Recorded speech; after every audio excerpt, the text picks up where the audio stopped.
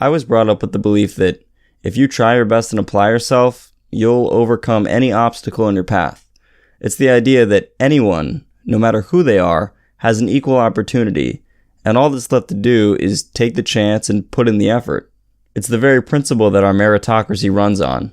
If you're the most qualified for the job, you get that position, no matter who you are or where you come from. So it's come as a surprise that many companies that hold these coveted jobs and positions don't reflect this model of thinking.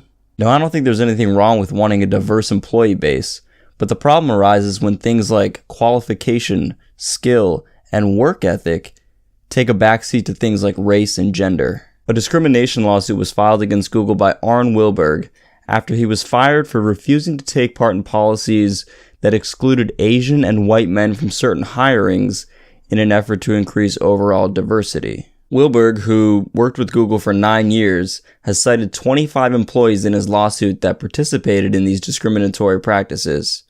Google sometimes opted to go entire quarters not allowing Asian and white men to be hired, and instead only hiring blacks, women, and Hispanics, or what they called marginalized or underrepresented groups in tech.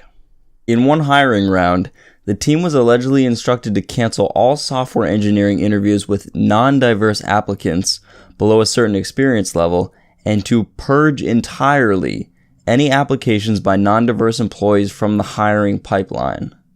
It should be to no surprise that California labor law prohibits the refusal of hiring someone based on race or gender. The lawsuit cites 7 violations. Now, this by very definition is racist and sexist and illegal. You can't just exclude a qualified candidate from a position just because they're a white or Asian man. Oh, but it gets worse. Even people of the marginalized groups that Google was trying to make feel welcome in their diverse company were treated poorly based on their race or gender. The lawsuit says that some employees from marginalized groups were uncomfortable with a program called Project Mirror, where they would be specifically assigned to interview candidates of their own race or gender. Short of having a sign that says "No blacks allowed," Project Mirror is perhaps the most racist thing you could do in a company setting. Not only is assigning someone to interview a candidate solely based on their skin color racist, it also segregates other employees, the Asian and white men, from weighing in on any hiring decisions. In striving to be diverse, Google not only rejected these minority applicants, such as Asians who were qualified for the positions, they also made the underrepresented and marginalized people that were already working at Google feel uncomfortable. Actually, uncomfortable is probably the lightest way the article could have put this. According to one employee, they were upset because managers were speaking about black people like they were objects.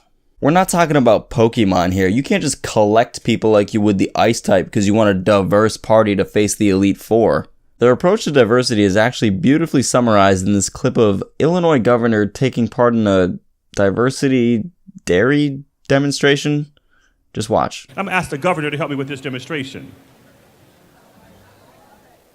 This glass, I want you to hold, represents corporate America, Fortune 500 companies.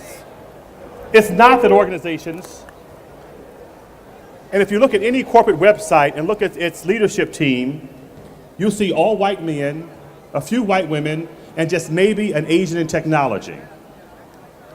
This chocolate syrup represents diversity. Women, people of color, people with disabilities, the aging population, Generation X, Y, and Z. It's not that organizations are not diverse, but when you look at most organizations, diversity sits what? At the bottom of the organization. The majority of the U.S. population is white. It should come at no surprise that white people occupy most of the positions in tech and any other company. But in the case of Google, should we punish white and Asian men for striving hard to receive these coveted positions? You don't get inclusion until you actually stir it up. I want you to stir it up, Governor. Stir it up. Diversity is the mix, and inclusion is making the mix work. And it actually tastes pretty good, but I'm not going to ask the governor to drink it because it may not be good, but it does taste good. I'll drink it. You'll drink it? He'll be proud to. There you go.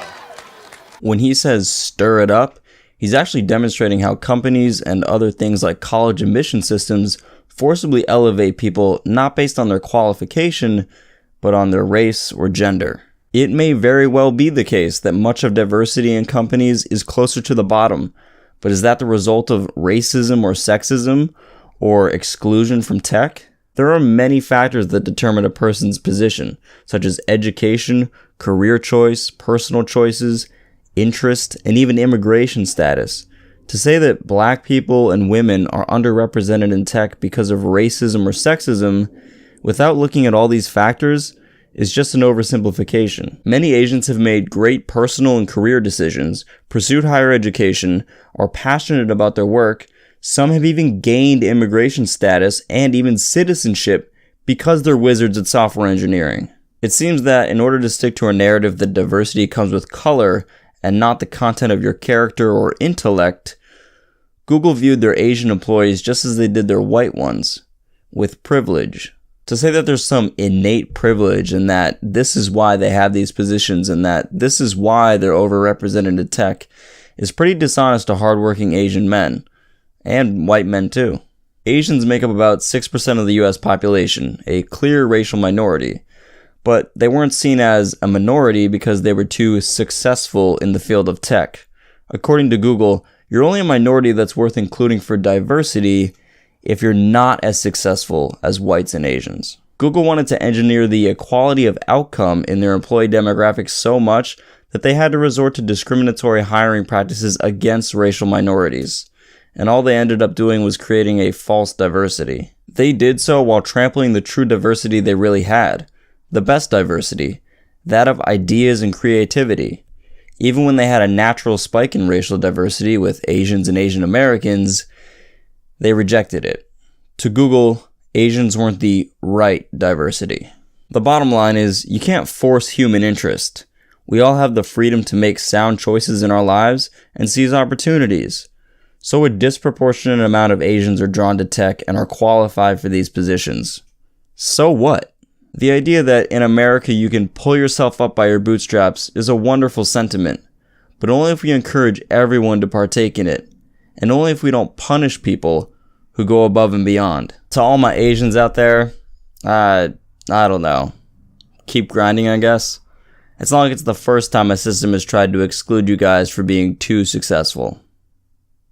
Don't worry, when you work hard and don't buy into a victim mentality, it'll show in your success and your opinions.